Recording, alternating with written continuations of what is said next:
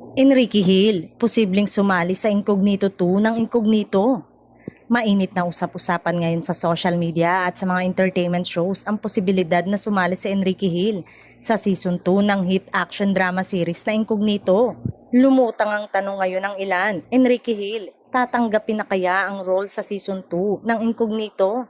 Bagamat wala pang opisyal na kumpirmasyon mula sa aktor o sa producer ng palabas, marami na ang nagpapahayag ng kanilang excitement kung sakaling mangyari ito. Kung matatandaan, matagal nang hinihintay ng mga fans ang pagbabalik ni Enrique sa primetime television matapos ang kanyang huling teleserye. Kung sakaling matuloy, malaking balita ito dahil magiging kauna-una ang pagkakataon niya na makasama sa isang serye na puno ng aksyon at misteryo na siguradong magpapakita ng ibang side ng aktor. Sa ngayon, nananatili pa ring haka-haka ang usapin pero ayon sa ilang entertainment insiders, may posibilidad na makipag-meeting ang kampo ng aktor sa production team ng Incognito para pag-usapan ang papel na iaalok sa kanya. Ano sa tingin nyo, bagay ba si Enrique sa mas intense at action-packed na role?